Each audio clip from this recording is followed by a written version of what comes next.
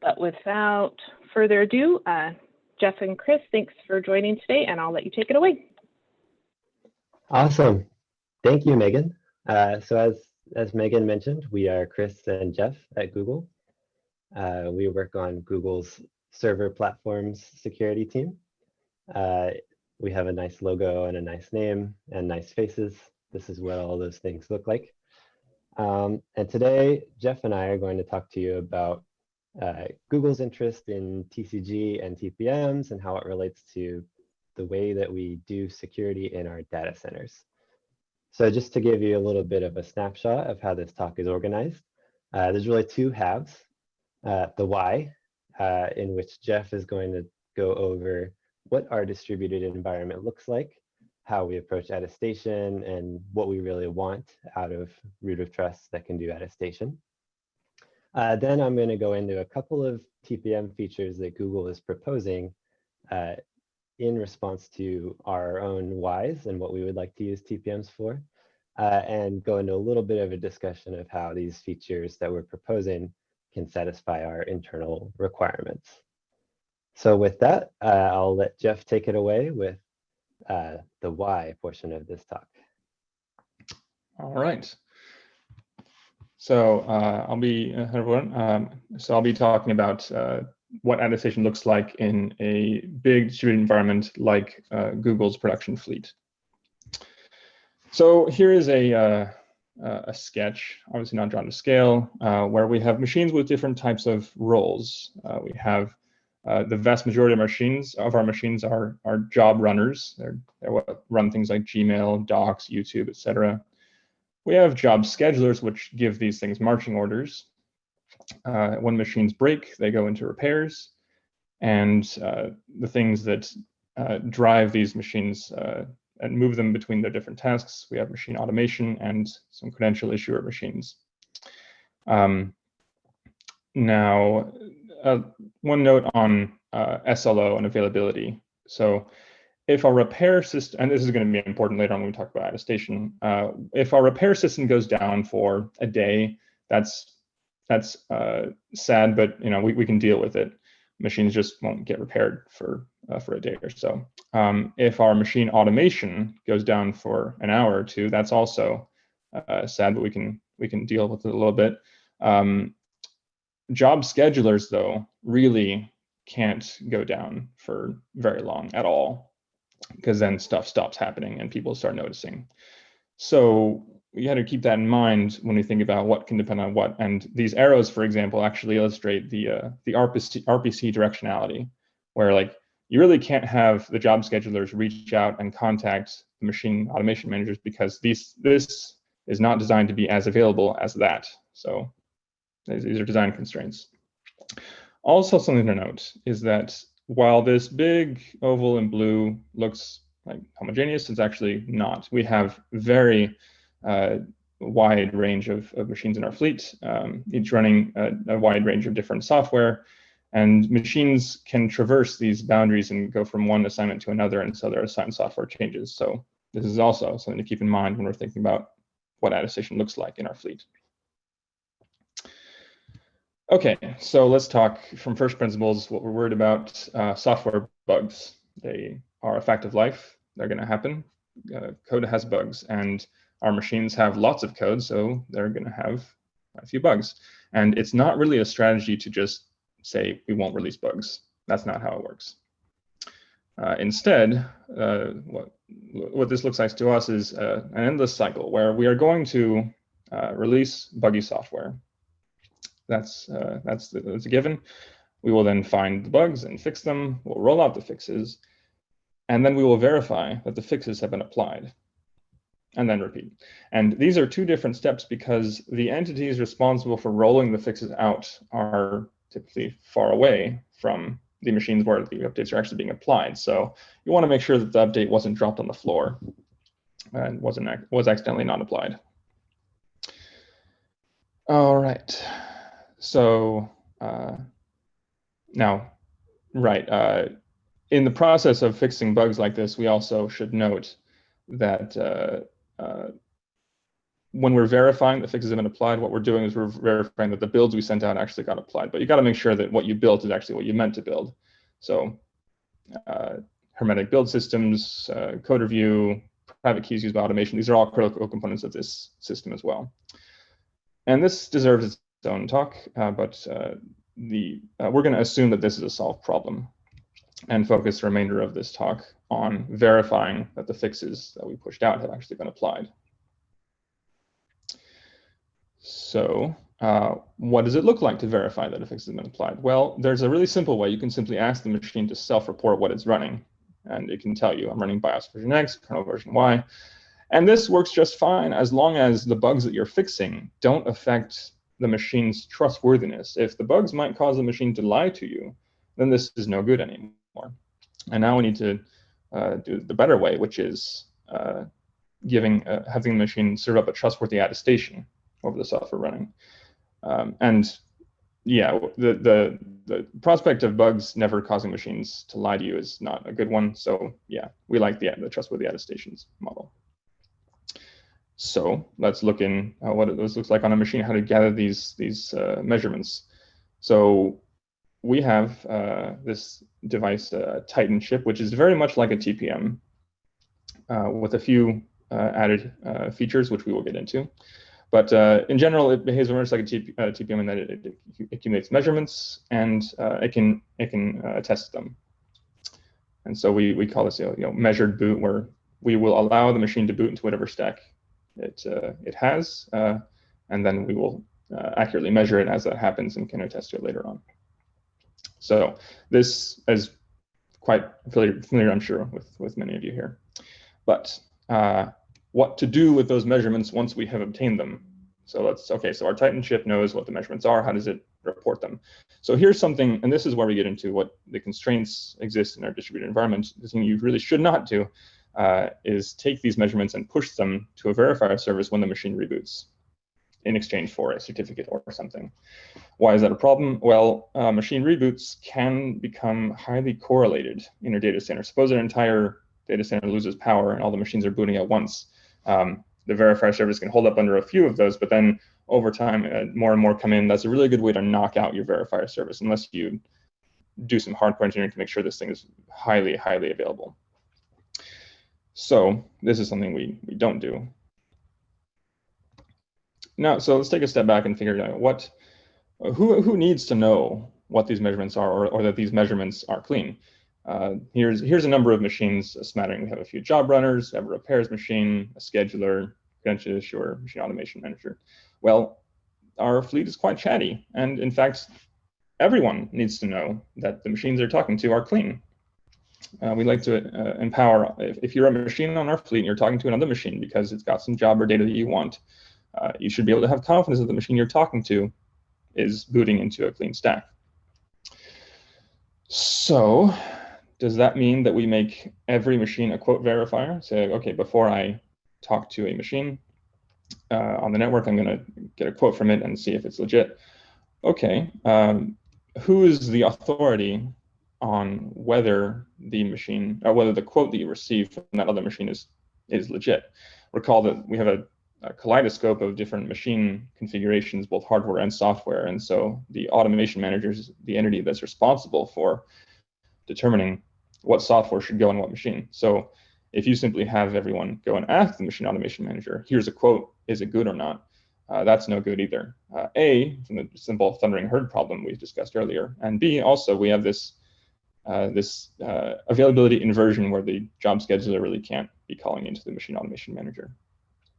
Now there are many ways to approach this problem space, given these constraints. And what we present here next is what we do, but we don't claim that it is a global maxima of goodness. It is what we have arrived at given these constraints. So we do something we call predictive sealing of credentials.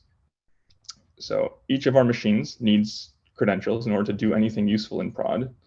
And we seal those credentials so that the machine can only decrypt them and use them if it boots into the software stack that is intended. So what does that look like in practice? Let's say a machine's boot stack, an intended boot stack, has changed. We're updating its BIOS. We fixed a bug or a kernel or whatever. So the machine automation manager will take the new software assignment, derive expected measurements from that assignment, and as well as procure a bind key from the root of trust on that machine, and give those both to the credential issuer. The issuer will then mint its credentials, encrypt them to the bind key, and also attach a boot policy based on these expected measurements. And then the encrypted credential makes its way back to the machine and stashed on disk. And then when the machine reboots into its new intended software stack, if the root of trust measures everything it should have that we predicted it would have, it allows those credentials to be unsealed, and the machine can then go on and wield those. So when two machines out in the fleet are chatting with each other for whatever reason, they both have a copy of the CA root cert, and they can do a mutual challenge here. And they say, okay, so you were able to decrypt the credentials that the CA issued you. Sweet, I'm going to trust that you booted into whatever software stack you intended. Now, this introduces a layer of abstraction, which is quite nice. Neither machine actually needs to care what the expected measurements are, nor do they need to care about exactly the mechanism by which those credentials were sealed. Maybe they had a TPM, maybe they had a Titan, maybe they had something else. The application layer logic here doesn't need to care. And now we have, so this is, we call this implicit attestation. We have previously written about this as hint. Something very much like this was presented earlier this morning. So yes, this is what we do. Now,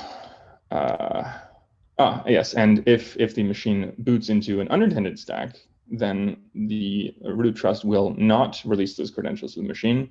And we have invested very heavily in making sure that machines without their credentials cannot do anything dangerous on our production network. That you really you need your credentials to do anything useful, and so without them, all you can do really is sit around and wait to get fixed. And if your machine that stubbornly refuses to get fixed by refusing all software updates, well, then we'll eventually send our tech out to pull the machine and get it swapped out. Okay, so now let's get into our interest in TPM. We've talked about us using Titan in this case as a TPM-like device, and we're happy with it. It forms a root of trust for our attestation. But in order to use it in our servers, we need to design them in-house because it's our own in-house chip. We are interested in being able to ingest off-the-shelf hardware, which naturally would not come with the Titan chip. And so this is why we're interested in closing the security feature gap between what Titan gives us today and what TPM could give us. And by the way, like, and the added features that we have at our Titan are, we think, are of general interest that aren't necessarily things that only Google would care about.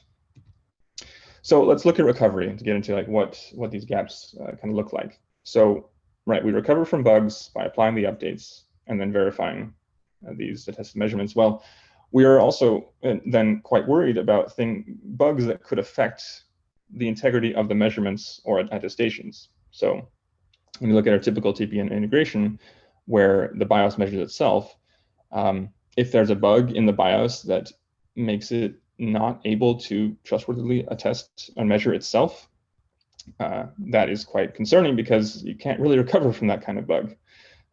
Similarly, if there's a bug in TPM application firmware that is sufficiently nasty, that could also affect the ability to recover from that scenario. So these are the two kinds of bugs we're worried about and want to defend against. These are the features that Titan has that we like. Basically, the Titan gives us BIOS attestation with firmware measurement descriptors so that we can measure the BIOS before it actually runs. And root of trust of the Titan gives us self-attestation, essentially, with key material that is only available to specific versions of the root of trust firmware. So if you roll the firmware forward, you can ensure that it actually did get rolled forward. regardless of how nasty any potential bug in the root of trust application space might have been. So now I'll give it back to Chris. All right, so thanks, Jeff, for the context. I hope that helps folks see some of the background and the reasoning that we have for why we're approaching not only the problems that we're trying to solve that I'll show you, but also the shape of the solutions that we're presenting. So first, I'm going to get started by talking about how we can confidently measure the BIOS with hardware instead of the BIOS itself. So here in this next slide is a model of how Titan is integrated on a system today. Our Titan is integrated as a SPI interposer. There's a lot of other different ways that you could do this. And so we're trying to be as generic as possible in how we describe how this could work. So, this drawing might look a certain way according to a certain integration or not. But the important parts of the model that I want to point out are that there is a hardware RTM that may be part of the TPM, or maybe it's another root of trust that is equally trustworthy to the TPM. And it has access to the BIOS flash, and it's able to access the BIOS flash while the CPU or the SOC or whatever is reading data from the flash later doesn't have the ability to write to the flash. So if this is like a normal South Bridge on a normal platform, it's maybe about to read this BIOS flash, but it hasn't read it yet. Inside the flash, there's some number of regions. Some of them contain code, some of them contain configuration data, some of them contain, basically nothing. Some of them contain tables of mappings to other regions of the flash. And so it wouldn't be useful to just measure the entire contents of the flash. So instead, we have a descriptor that also sits in the flash, and it tells the root of trust for measurement what other areas of the flash are interesting and should be measured. So as the RTM reads this descriptor and processes it and reads the contents of the flash described by the descriptor, it could, for example, forward these measurements into the TPM SHRTM sequence, the underscore TPM hash start, hash data, hash end dance. This allows PCR0 to be initialized in the TPM by the hardware RTM. So if we go to the next slide, we see now there's something in PCR0, and now we've released the CPU. It's able to access the flash normally, and it can boot that code. So in this case, maybe it's BIOS, and it reads the BIOS out of those same regions that the descriptor happened to tell the RTM to measure. And in fact, the BIOS might and probably will make some more measurements into the TPM. But an important property of this is that the initial boot block of the BIOS, the thing that has to be bootstrapped in order to make other confident measurements of the BIOS, can be measured by hardware. So we can have a trustworthy measurement over this code that's going to do more measurements. So we can even fix a bug in the initial boot block or detect, for example, a malicious initial boot block of the BIOS that makes lies instead of real measurements. So I want to get into a little bit of an aside about how this measurement works. In order to do our predictive ceiling scheme that Jeff outlined a few minutes ago, we obviously need to be able to predict the state of the TPM after it receives all these measurements. So if we were to apply a SHRTM style measurement of the BIOS into the TPM from a hardware RTM, we need to be able to expect a particular value of PCR0 just by looking at an example flash image. So if you imagine that our software release automation systems have, multiple BIOS images that they might apply to any given machine, it needs to be possible for that infrastructure to simply inspect the BIOS image and come up with the expected measurements associated with actually booting from that image. hopefully this is not a controversial statement, but I'd like to claim that folks familiar with TPM and TCG understand that predicting the values of PCRs can be very hard. Sometimes there's a lot of PCR measurements. Sometimes we measure the address layout of code into the PCRs. Sometimes PCR 0 gets some opaque measurement of some other thing into it. And this is an important property that we also want to take care of, along with the property that trustworthy hardware measures PCR 0. So the scope of the proposal that we have or are working on for TCG is to be able to predict that PCR 0 is a particular value before that measured code makes some more measurements. So if that measured code is a BIOS and it follows some platform PTP profile that says measure X, Y, and Z, like it's that TPM profile's business whether or not the measurements are predictable, but at the very least, the measurements as of the beginning of the execution of BIOS need to be predictable. So to zoom in a little bit on the proposal that we're shaping up, here again, we have a picture of the contents of a flash chip. It's got some different types of stuff in it, including a descriptor.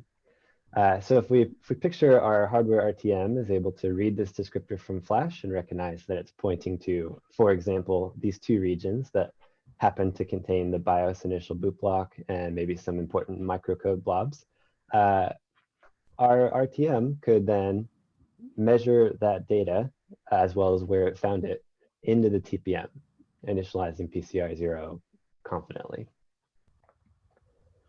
So that is the shape of the proposal that for a while we were pitching with the name active TPM, but we're trying to generalize it so that other roots of trust besides the TPM per se could also be the root of trust for measurement. And we think that that basically boils down to a reasonable scheme for this descriptor and then requirements on what something should do when it finds this descriptor. We hope that that is sufficiently general to not tie together the specifics of the nature of the data stored in the flash with how it's measured, so that, for example, that flash could contain BIOS firmware or BMC firmware or some microcode or some secure integrated root of trust in the SOC firmware, or could even contain like an FPGA netlist or firmware for a GPU or a NIC. From TPM's point of view, it's just some data in an important place. So if we can confidently measure that and establish our chain of trust for measurement, we think that we can set up a good baseline for the schemes that we've described earlier. So that's basically it for firmware measurement descriptors. Now I'm going to talk about our other big proposal in TPM, which is renewable TPM. How could a TPM attest to its own firmware? So as Jeff mentioned before, we don't think it's really a strategy to say that we will never release bugs. And we think that that maxim also applies to bugs in the TPM firmware. Just in recent history, there have been a few exciting CVEs in the TPM firmware space. I don't list these to point fingers at any particular TPM implementation or try to make anyone feel specifically called out. Really, the purpose of mentioning these is to say that bugs happen and we should expect them to happen. So what kind of things in the TPM firmware have had bugs? We've had bugs in RSA key generation. We've had bugs in ECDSA signing. We've even had bugs in the enforcement of TPM policy checks. And those are all pretty scary sounding bugs, because if a TPM bug ever made an EK untrustworthy, we would need to revoke EK certs, making the TPM the world's smallest paperweight. Also, if a TPM bug ever made it impossible to attest to the TPM firmware, we would need to revoke those certs too, because we wouldn't be able to confidently establish what firmware the TPM was even running. So the big problem that we're trying to solve is, can we build resilience into the TPM? Spoiler alert, we think the answer is yes. So here's some mechanisms that already exist for attesting to the TPM firmware, because uh, there's not no solution to this problem. It's important to acknowledge that there are some mechanisms that could be used today. So for example, we could issue the get capability command to read the TPM's firmware version. It's one of the capabilities that you can get with that command. And you could execute this command inside an EK salted audit session. So if folks are not familiar with what that means, basically the caller encrypts a HMAC key to the EK, which is implicitly trusted and it has a certificate. That HMAC seed is used to derive keys eventually that are used to HMAC the inputs and outputs of whatever TPM commands you want. So you could do get capability inside this kind of session. So as long as there's no bugs in trusting the EK or get capability or salted sessions or audit sessions, you could use this scheme to attest to the current firmware version of the TPM. Another approach would be to call get time, which accepts an attestation key, and you get an attestation statement over the current time as well as firmware info. Actually, a lot of attestation statements contain firmware info, but this is just an example of one of them. So again, as long as you can trust your EK and your attestation key and the get time command, you could use a scheme like this. And the reason that this scheme relies on the EK is that there's no way to bootstrap trust in an attestation key other than using the EK. So if you have an attestation key that you trust it because of some EK. The third way that I could think of is using a draft command that we've been discussing a little bit. If you imagine that you've got a policy command that allows you to bind a TPM object's behavior to a get capability response, you could kind of do an alternative flavor of that first approach on the top. You just have some key or sealed data that's only allowed to be used or unsealed if the current TPM firmware version is some certain value. So as long as you trust that the implementation of that command is correct, and whatever sequence of keys you use to set up the object that's bound to that policy, make sure all of those are safe, then you could use that scheme. So hopefully the pattern of exceptions to TPM firmware bugs is getting pretty clear here. There's always something that you've got to trust inside the TPM firmware application space. So what do we want out of renewable TPM? We would like to define a way to attest to the TPM firmware where the trusted compute base for recovery from firmware bugs is outside of the TPM application code. So it's inside the ROM or maybe the bootloader that actually launches the TPM application. We would like for major firmware updates to the TPM to automatically rotate and certify a new firmware-based EK. With the caveat that if you want to, you can still access older firmware EKs. And you might ask, why would you want that? Imagine that you're clever and you use the EK to seal some secret. For example, the TLS secrets that we predictively seal for machines in our fleet. The fact that there's a newer, better key available for you to use doesn't necessarily mean that you don't have any ciphertext that's still encrypted to that old key. So it's great if we can climb the ladder when we take firmware updates, but it's also great if we can temporarily climb back down the ladder to grab old keys.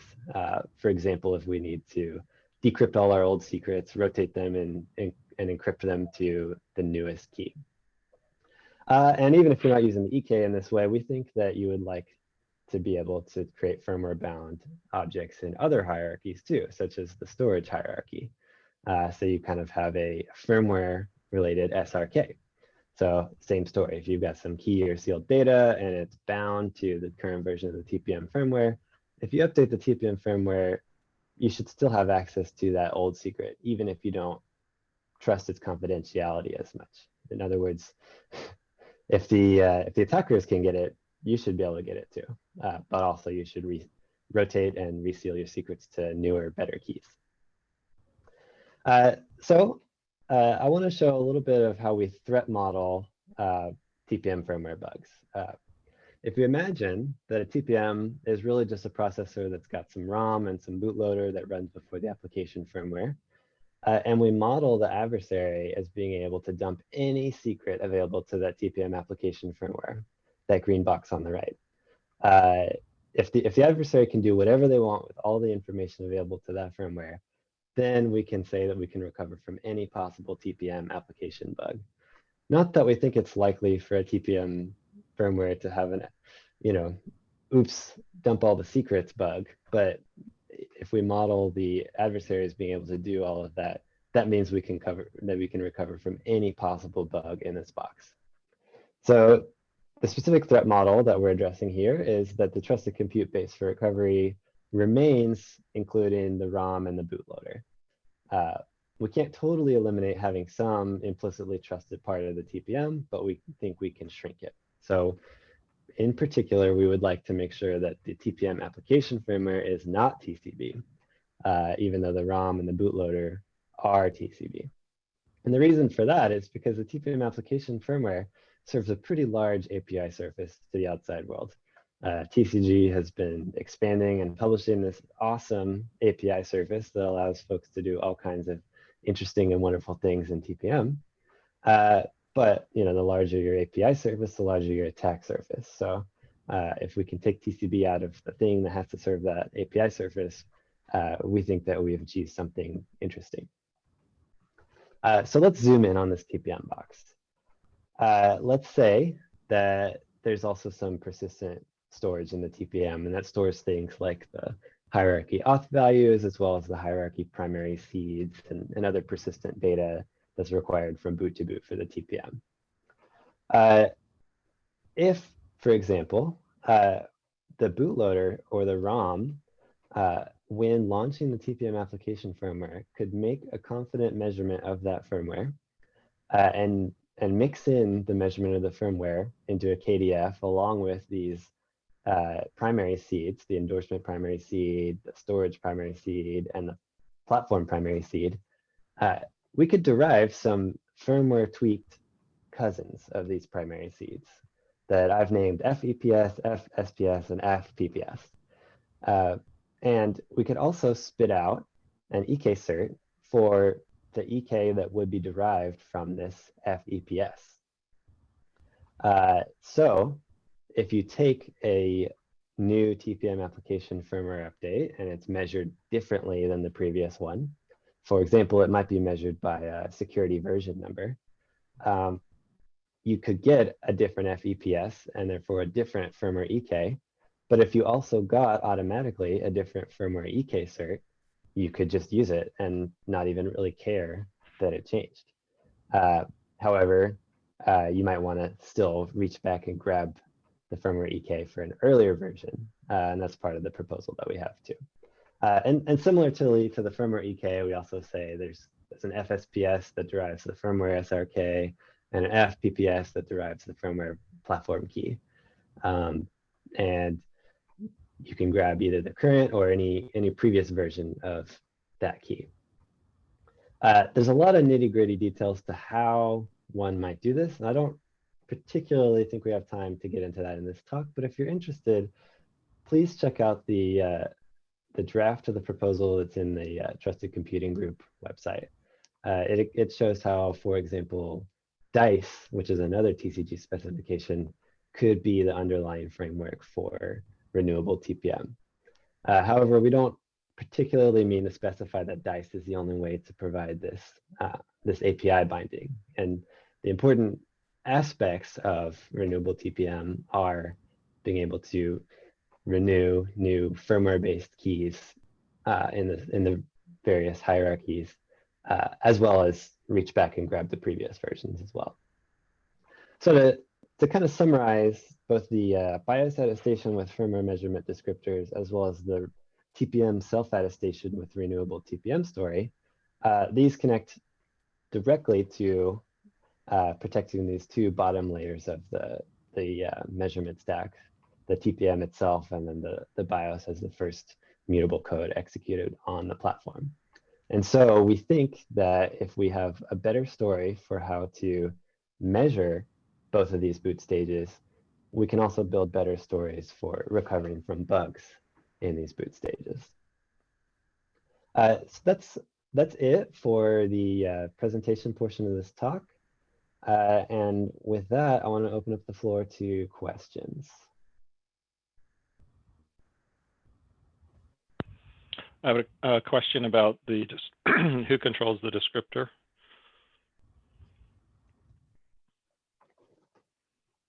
Yeah, that's a really great question. Assuming that the question about who controls it is the question who controls it, we think that the contents of Flash could be self-describing.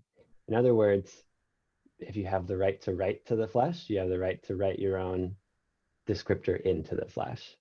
And so the way that this descriptor is consumed and measured into the TPM necessarily needs to be designed in such a way to combat even an adversary that can put their own descriptor into the Flash.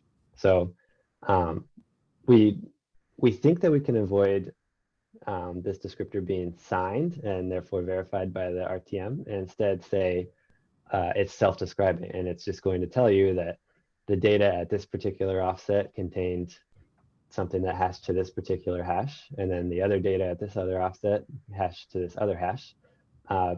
You could put a different descriptor and measure different data, but you could never get the RTM to say a lie about the contents of the Flash. Does that answer your question? Does it lead to more questions? I think so. He's saying that the EEPROM, the entities that can write to the EEPROM are within the TCB boundary for the RTM. No, actually, we want to defend even from a malicious entity that can write to the EEPROM. But on the measured boot side of this security equation, we're just trying to make it possible to confidently say what was there. So maybe you could put the most evil BIOS you can think of there, but that evil BIOS is going to be measured honestly by the RTM.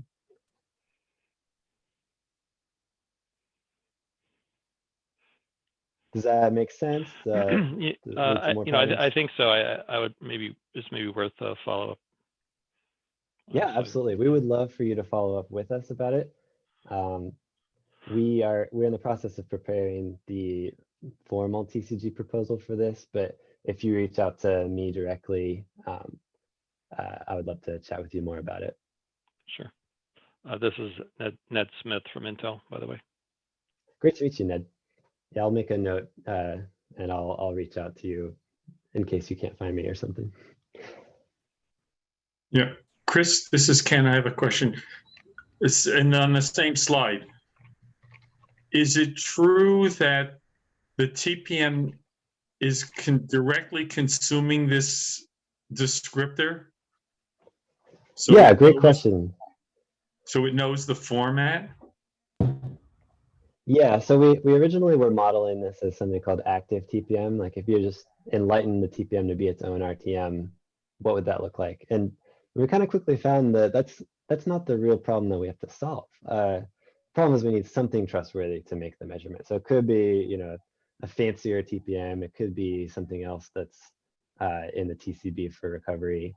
And so we made the proposal a little bit more generic and just said, we think the important part is the formatting of this descriptor as well as how it can be found in the EEPROM. So if a TPM had access to the Flash and understood the format of the descriptor, it could initialize itself pretty obviously.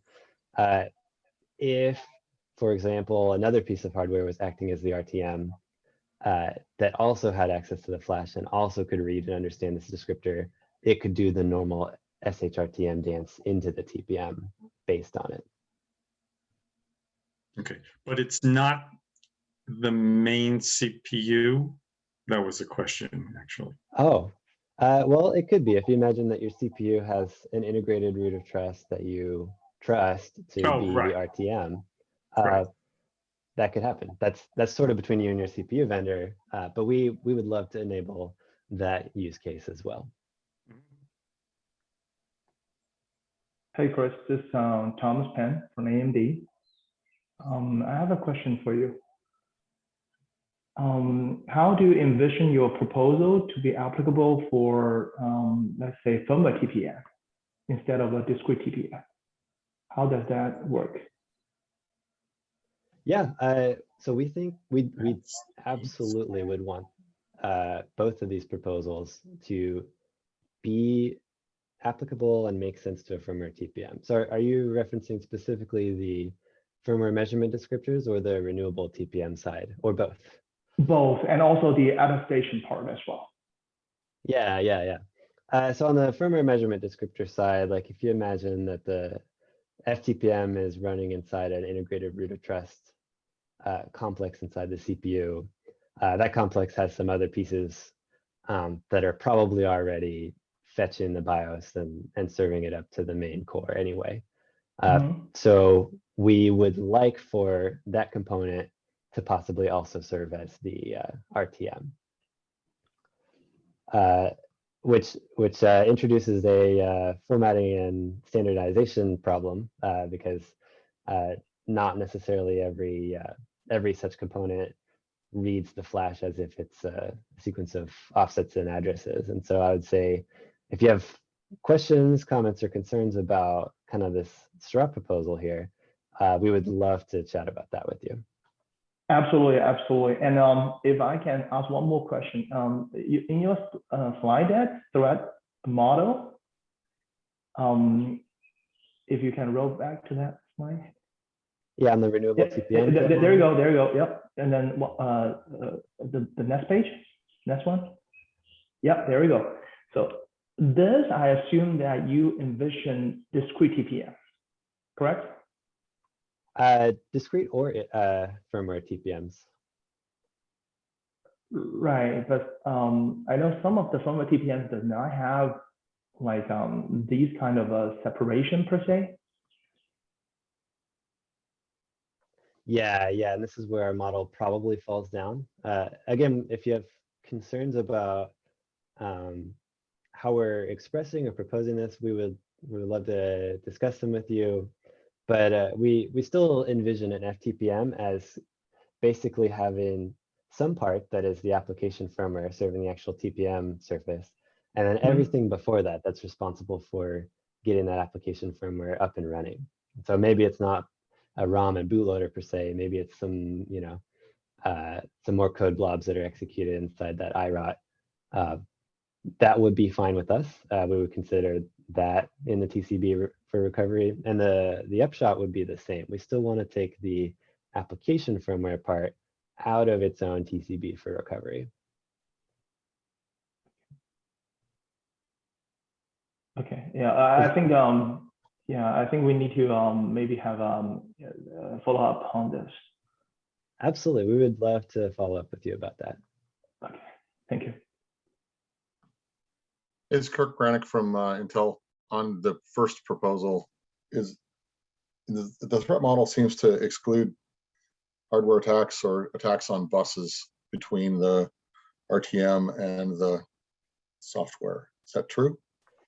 That's a really great observation. And so kind of the color in between the dots of what you just said, Kirk, for others in the audience. If we go to the drawing that has the green hardware RTM box between the flash and the CPU, if you imagine that horizontal black line is the SPI bus, and you imagine that there's an adversary between the TPM RTM complex and the CPU, you could see a pretty easy path to the TPM seeing different data than the CPU. We are interested in that problem being solvable, and we would like to solve it. We think it's at least orthogonal to solving this problem, but an example of something that might solve both problems together would be if the hardware RTM is actually an integrated root of trust inside the CPU, and it has some interposable connection to the TPM when it's making that SHRTM dance with what it measured. So that this may sound like a pretty familiar technology to you, and we envision that as being a pretty exciting instantiation of something that is a hardware RTM that understands firmware measurement descriptors. Yeah, there's obviously been a lot of work in this space over many years. So Yeah. And kind of on the next couple of slides about predictability, we think that actually in a lot of cases, the gap is not just it's not the whole getting a reliable RTM, but if we could just make the existing hardware RTMs that are available that do already do SHRTM, if we could get some predictability story for PCR0 based on those, we would be extremely happy with that.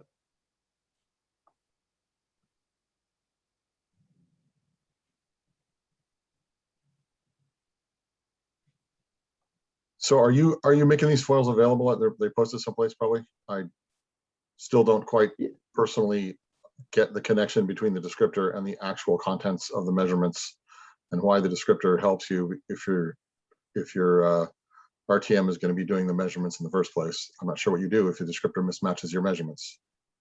Oh, Right. yeah. Well, I'd like to discuss that more in detail with you at some point, but basically, if you think of the descriptor as just like another table of regions in the Flash, It's like it seems like a manifest, kind of. Yeah. Imagine a really minimal manifest that just says there's some regions here and doesn't even make any claims about them. Just says there's a region here and there's a region here and there's a region here. If the hardware RTM sees that descriptor and parses it and just measures the contents of Flash at those regions, that descriptor has done its job. So it's kind of like a manifest or just the most rudimentary map of the Flash. It wouldn't contain any assertions about what it should be or whether that's good, because the current contents are the current contents, and we are just trying to enable an RTM to honestly measure those current contents, specifically the regions that we think are of interest, because we also know that Flash can contain other instance-specific or even boot-specific data, and if we measured all of it, then we would have a pretty big unpredictability problem with PCR0. Does that make sense? Or I'd be happy to follow up as well, but.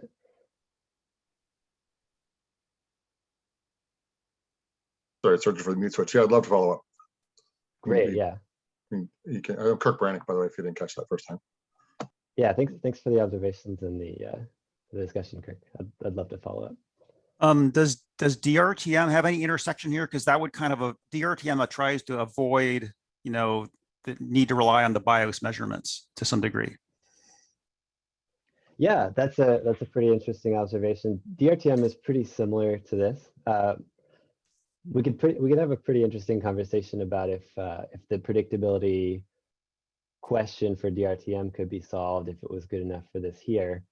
Part of how we model this, Jeff, if you go back by one slide, we're modeling the hardware RTM as something that's able to measure the contents of Flash before the CPU is able to write to the Flash. In other words, bad BIOS can't load and then overwrite itself with good-looking BIOS into the Flash to fool the RTM. We want a what RTM saw is what CPU gets kind of a story. And part of the problem with DRTM is that it's necessarily so late in the process that something could be measured into the DRTM that's different from what was booted. But that's kind of it's necessarily tied to processor specific technology. So if you have a processor that has trusted execution environment that when you initialize it triggers a DRTM, then you still have a confident measurement of what happened to that environment. But we would actually like to cover not only that code, but all of the earlier BIOS code that did other things like enable that environment, if that makes sense. Well, and I know we're running short on time, but Chris, one of the things that I think needs to be comprehended in this proposal is how would the solution that you're proposing, specifically with respect to the TPM, be able to be certified under FIPS and common criteria as our existing TPMs are today? Because that is a firm requirement of a broad set of the market. and we can't just ignore it. Yep, that is a really great topic for something that has more than 6 minutes, but we also agree that that's really important. We don't want to ask vendors to create things that they could never certify. So we think that there is a path to doing this, but yeah, we agree it's probably going to take a little bit of. We know that there's a work. path to FIP certification using DICE as a root of trust, so maybe that helps. I don't know. Well, I And think what happens to- the issue that I've noted with this proposal is that when you have a key that is compromised, FIPS requires zeroizing the key. So keeping the old EK around would probably not be kosher in that environment. Thanks, Amy. I was about to say that anyway. Yes, thank you. I understand why Yeah, it's and desirable to do it, but from a security perspective, it's generally not super happy. And same thing on the CC side, right? When the TPM detects an attack or a compromise, CC mandates that it goes into a mode where it doesn't give you anything. Yeah, So- but there's almost no chance of this getting common criteria certification at the level we have. Yeah.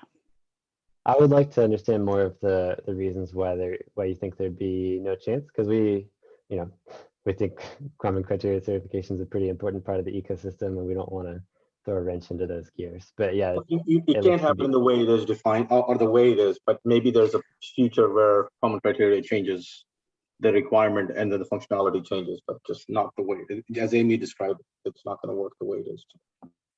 Yeah, effectively, we would Chris, like the requirements, and I mean, neither Volley nor our TPM vendors, so we can't really speak to the actual specifics of the process because that's not something that's generally disclosed. But the basically the TPM detects an attack, and there's nothing. You don't get anything out of the interface, right? You literally try to send a command, and the interface responds with FF. So.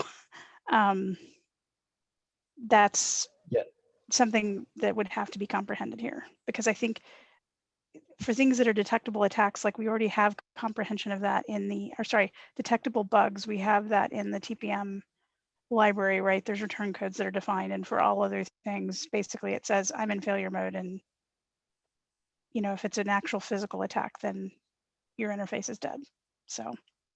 But at least I appreciate the work or these statement you made about the common criteria is a pretty important element of the ecosystem as compared to some who might have a different opinion and saying, hey, who cares about common criteria?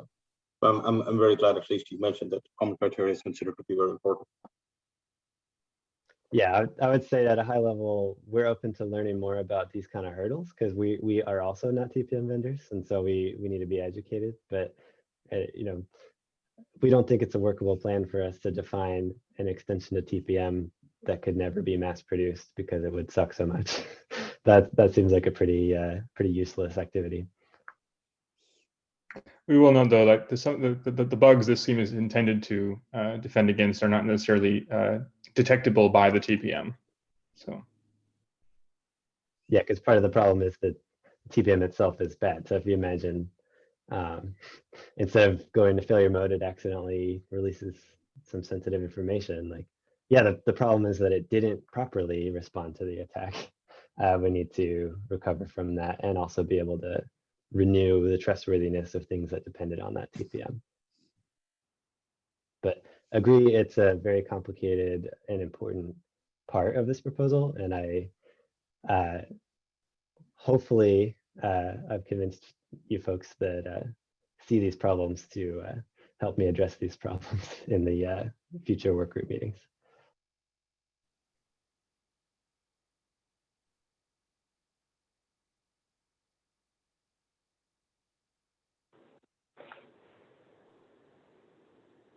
Do we have any other questions from folks that are still on the call? We're right up at time, so we probably have time for one more if there's anything else. Yeah, this is Monty Wiseman. If we're going to be looking at things like revoking endorsement key certificates, we probably need to be thinking about how to do that in infrastructure working group as well. Or revoking Sounds endorsement good. keys. And so now we have to deal with revoking the EK certificate. So Yep.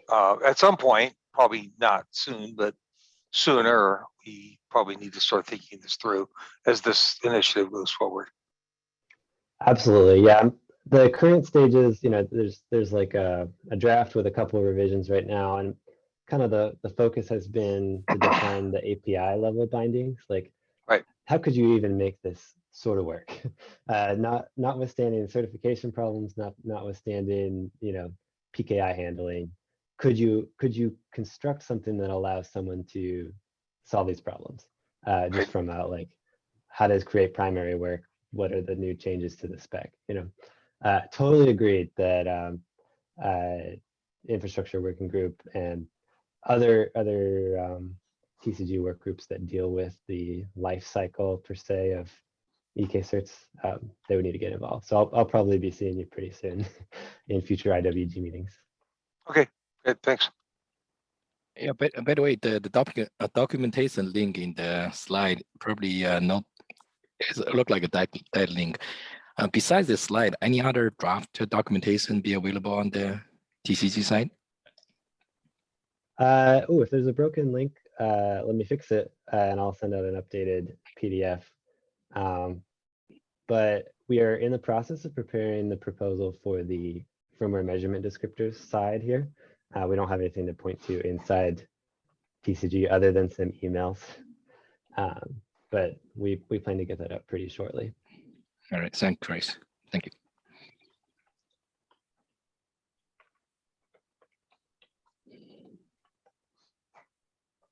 All right, well, thank you everyone for joining today. Thank you to Jeff and Chris for presenting.